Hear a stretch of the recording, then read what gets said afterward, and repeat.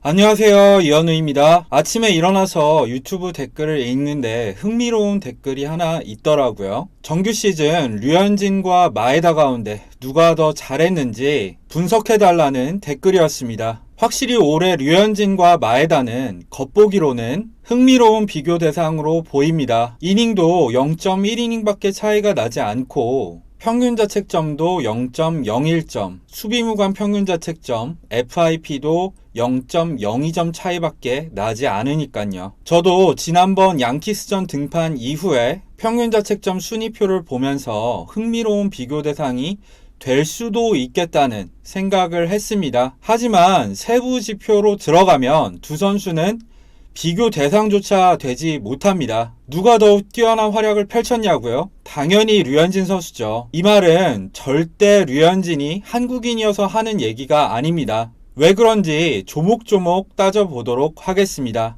요즘 어떤 투수들의 성적을 비교할 때 종합적인 면에서 가장 많이 쓰이는 지표는 WAR, 즉 대체 선수 대비 기여 승수입니다. 왜냐하면 단 하나의 지표로 이닝, 수비, 평균 자책점, 삼진, 구장에 따른 유불리 모든 것을 종합적으로 살펴볼 수 있기 때문인데요. 이 WAR 중에서도 가장 많이 쓰이는 거는 미국의 양대 통계 사이트인 베이스볼 레퍼런스의 WAR과 팬그래프닷컴의 WAR입니다. 줄여서 BWAR, F워 이렇게 부르기도 하죠. 이 밖에도 베이스볼 프로펙터스의 WARP나 가장 기초적인 형태인 RA9 WAR도 가끔 쓰이기는 합니다. 근데 이 두 가지 형태의 WAR은 앞선 베이스볼 레퍼런스나 팬그래프닷컴의 WAR보다는 훨씬 쓰이지가 않습니다. 먼저 그 이유를 간단하게 말씀을 드리고 다음 설명으로 넘어가도록 하겠습니다. 베이스볼 프로펙터스 거는 굉장히 정밀한 지표인 기대 평균 자책점이라는 스탯이 쓰이는데 이걸 계산하는 과정이 너무 복잡합니다. 무엇보다도 베이스볼 프로펙터스가 옛날엔 잘 나갔었는데 주요 구성원들이 모두 메이저리그 분석팀으로 넘어가면서 아무래도 사이트 자체가 팬그래프나 베이스볼 레퍼런스에 비해서 침체된 면이 있습니다. 새로운 지표들은 계속 개발되고 있는데요. 사이트의 틀 자체가 너무 옛날 방식이다 보니까 스탯을 찾기도 어려워졌고 일단 저부터도 손이 잘 안 가는 면이 있습니다. 그래서 대체 선수에 대한 개념 자체는 이 사이트에서 가장 먼저 소개를 했는데 지금은 거의 사장된 사이트나 다름없게 돼버렸습니다. 다음으로 RA9WAR이 쓰이지 않는 이유는 더 간단합니다. 너무 날 것입니다. 그러니까 보정이 거의 되지 않았다는 뜻인데요. 더 자세히 말씀드리자면 구장과 수비에 의한 효과가 전혀 반영되지 않고 이닝과 실점만으로 거의 계산이 됩니다. 이건 사실 평균 자책점이랑 이닝을 보는 것과 크게 다를 바가 없거든요. 그리고 훨씬 더 좋은 WAR이 있는데 굳이 이 지표를 봐야 할 이유는 없는 것 같습니다. 물론 계산할 때 쉬운 점은 있지만요. 반면에 베이스볼 레퍼런스와 팬그래프닷컴은 둘 다 나름대로의 방식대로 구장과 수비에 의한 영향을 계산을 한 다음에 이걸 반영해서 투수를 최대한 공정하게 비교하려고 노력을 합니다. 우선 베이스볼 레퍼런스는 수비의 경우에는 팀 수비를 반영해서 9이닝당 실점을 보완하는 형태로 수비를 반영하고 있고요. 여기에 더해 파크 팩터를 반영해서 구장 효과까지도 조정을 합니다. 팬그래프닷컴은 아예 수비 무관 평균 자책점 FIP를 기반으로 하기 때문에 수비에 의한 영향은 거의 배제가 됩니다. 여기에다 베이스볼 레퍼런스와 마찬가지로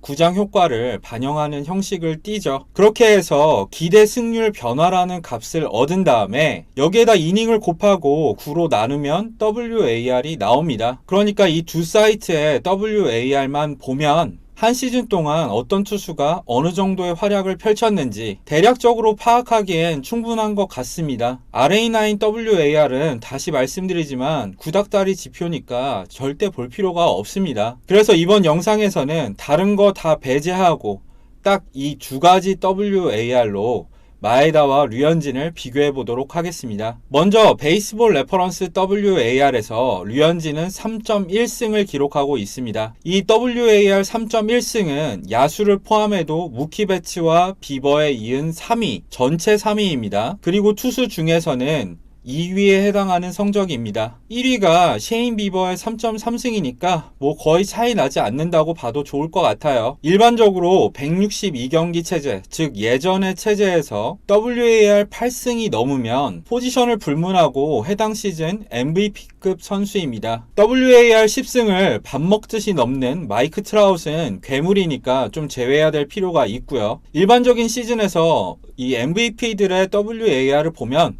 대체로 8승 근처에서 형성이 되어 있습니다. 그러니까 WAR 8승이면 충분히 MVP를 노려볼 만한 성적이라고 봐도 좋습니다. 그런데 올해 메이저리그는 62경기밖에 하지 않죠. 일반적인 시즌 대비해서는 경기 수가 38.3%밖에 되지 않습니다. 그런데 이 체제에서 3.1승이면 162경기로 환산했을 때는 8.1승이 됩니다. 이게 얼마나 대단한 수치냐면 2014년에 커쇼가 투수로서 MVP를 수상했었죠. 이때 베이스볼 레퍼런스 기준 WAR이 7.7승이었습니다. 2012년 벌랜더가 투수로서 MVP를 수상했을 때 WAR은 딱 8.1승이었습니다. 그러니까 올해 류현진은 비율로만 따졌을 때는 2014년 커쇼보다 잘했고 2012년 벌랜더와는 동급의 활약을 펼쳤다는 얘기가 됩니다. 정상적인 시즌에 이런 성적을 충분히 끝까지 유지를 했더라면 투수의 MVP도 노려볼 만한 성적이었습니다. 클래식 지표인 다승과 이닝, 삼진, 평균 자책점으로는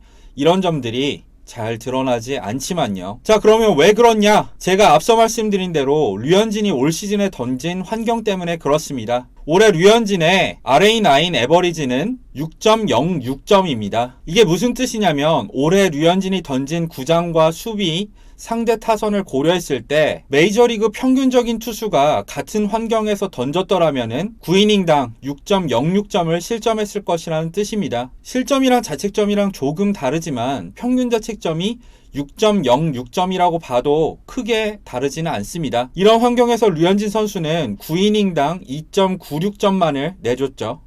실점 기반입니다. 이건 평균적인 투수보다 9이닝당 3.1실점을 덜했다는 뜻입니다. 이건 진짜 수치만 보더라도 엄청난 성적이죠. 이 RA9 에버리지는 베이스볼 레퍼런스에서 WAR을 계산할 때 쓰이는 핵심 개념입니다. 승리 기여도라는 건 류현진이 평균적인 선수 또는 대체 선수보다 얼마나 잘했는지를 계산을 해야 되잖아요. 그럼 왜 이런 값이 나왔느냐? 첫 번째, 토론토의 팀 수비가 DRS 기준 마이너스 39점으로 메이저리그 전체에서 꼴찌에서 두 번째였기 때문입니다. 둘째, 류현진이 상대한 타선이 그만큼 강한 타선들이어서 그렇습니다. 올해 메이저리그는 특이하게 동부는 동부끼리, 중부는 중부끼리, 서부는 서부끼리 붙고 있죠. 류현진이 속한 아메리칸 리그 동부지구는 5팀이 1446득점을 오늘까지 기록했는데요. 마찬가지로 내셔널리그 동부지구는 5팀이 1470점을 득점했습니다. 합계 2916점입니다. 반면에 마에다가 속한 아메리칸 리그 중부지구는 합계 1297점밖에 내지 못했습니다. 내셔널리그 중부지구는 이거보다 훨씬 더해서 1186점밖에 내지 못했어요. 그래서 합계가 2483점입니다. 동부지구보단 거의 500점이 덜 난 거죠. 그만큼 동부지구 투수들이랑 중부지구 투수들이랑 상대하는 타자들의 수준 차이가 많이 났다는 뜻입니다.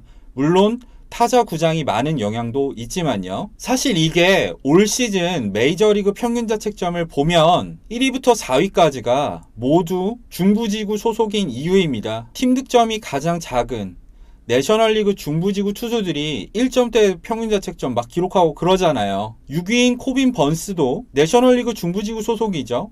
10위인 마에다도 마찬가지입니다. 반면 10위 안에 드는 투수 가운데 동부지구 소속은 제이콥 디그롬과 류현진 선수밖에 없습니다. 이건 동부지구 투수들이 단순히 실력이 부족해서가 아니라 상대하는 타자와 구장 등의 영향이 다 미친 겁니다. 그러니까 내셔널리그 중부지구 투수들 올 시즌 내셔널리그 중부지구 타격 영향 정말 많이 받았어요. 이건 아메리칸리그 중부지구도 크게 다르지 않습니다. 그리고 이 모든 환경이 베이스볼 레퍼런스 WAR에는 계산이 됩니다. 이따 팬그래프 WAR 말씀드릴 때 좀 더 자세히 얘기하겠지만 저는 원래 팬그래프 WAR을 좀 더 편애하는데요. 편하게 생각한다는 뜻입니다. 근데 올 시즌 기준으로 베이스볼 레퍼런스 WAR을 많이 말씀을 드리는 거는 이런 보정이 베이스볼 레퍼런스는 되어 있고 팬그래프는 아쉽게도 되어 있지 않기 때문입니다. 그러니까 올 시즌 기준으로는 베이스볼 레퍼런스가 확실히 더 정확하다는 뜻이에요. 여기에서 마에다 선수의 RA9 에버리지 몇일 것 같습니까?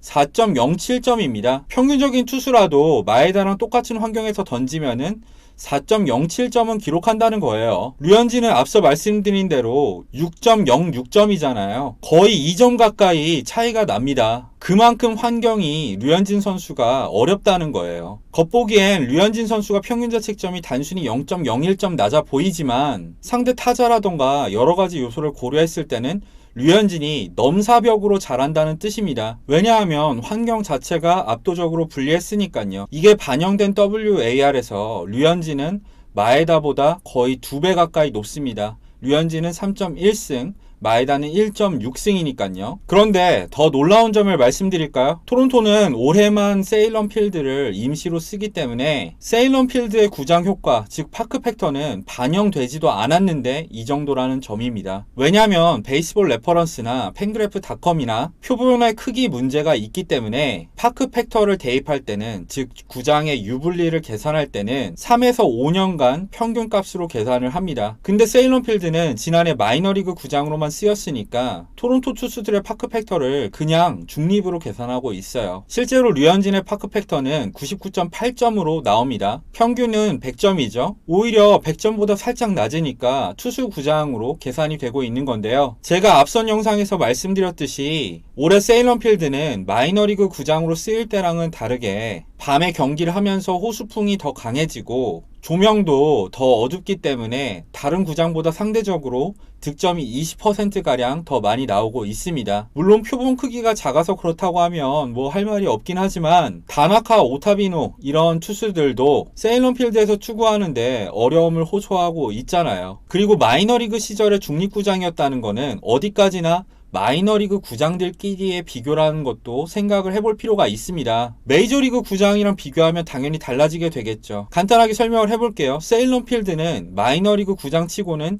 큰 편입니다. 그러니까 당연히 마이너리그 같은 구장들이랑 비교를 하면은 투수 또는 중립구장이 나올 수가 있겠죠. 하지만 메이저리그 구장들이랑 비교를 하면 상대적으로 사이즈도 분명히 작고 조명 등 환경도 열악합니다. 그래서 저는 만약 향후 5년 동안 토론토가 세일런 필드를 홈으로 쓰면 베이스볼 레퍼런스를 기준으로 파크 팩터 값이 무조건 103은 넘는다고 보고 있습니다. 이런 구장 효과가 전혀 반영되지도 않았는데 류현진과 마에다의 WAR이 2배 차이가 나는 거예요. 이거 162경기 기준으로 하면 4승 차이가 납니다. 이런 두 명을 비슷한 레벨이라고 할 수 있을까요? 여기서 한술 더 떠서 마에다가 더 좋은 투수다? 이건 진짜 세이버 매트릭스를 조금이라도 아는 사람이라면 절대 할 수 없는 말입니다. 자, 베이스볼 레퍼런스는 이쯤 하고 팬그래프로 넘어가 보겠습니다. 팬그래프 WAR은 류현진이 1.9승, 마에다가 2.1승으로 마에다가 더 높아 보입니다. 근데 왜 이렇게 됐는지를 설명할 필요가 있어요. 이 설명을 들으시면 올 시즌 기준으로는 팬그래프 WAR이 조금 문제가 있고 이걸 기반으로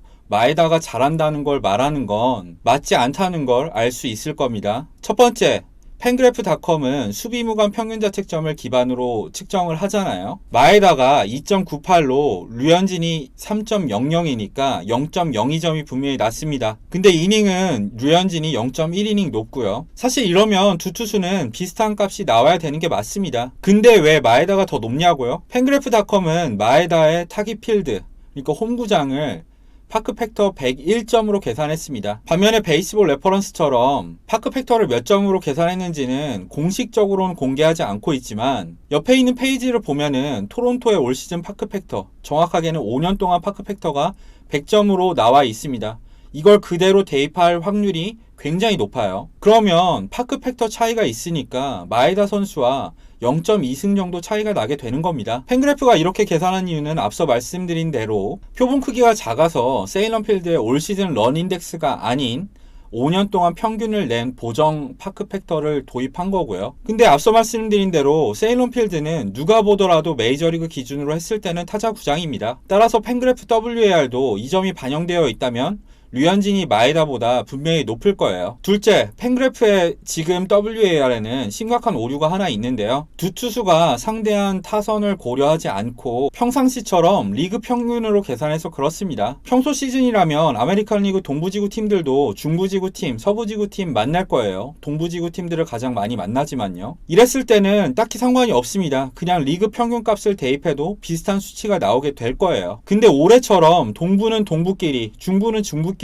붙는 상황에선 이런 팬그래프식 계산법을 하면 류현진이 손해를 많이 보게 됩니다. 만약에 리그 평균 값을 올해에 맞게 아메리칸 리그 동부지구 소속인 류현진은 아메리칸 리그 동부지구와 내셔널리그 동부지구의 평균 자책점 평균을, 그리고 마에다는 아메리칸 리그 중부지구와 내셔널리그 중부지구의 평균 자책점을 대입을 한다는 거죠. 뭐 팬그래프니까 FIP를 대입해도 좋습니다. 그랬을 경우에 아메리칸 리그 중부지구는 4.13이 나옵니다. 마에다가 뛰고 있는 곳이, 류현진이 뛰고 있는 아메리칸 리그 동부지구는 4.59가 나옵니다. 평균 자책점 차이가 0.4점이나 나고 FIP도 크게 다르지 않고 내셔널리그 동부지구 중부지구는 더 크게 차이가 납니다. 이게 만약에 반영된다면 류현진의 팬그래프 기준 WAR은 마에다보다 큰 폭으로 높아지게 될 겁니다. 그러니까 올해 환경에 맞게 수식을 대입했다면 팬그래프 WAR조차도 류현진이 마에다를 크게 앞서 있을 것이고요.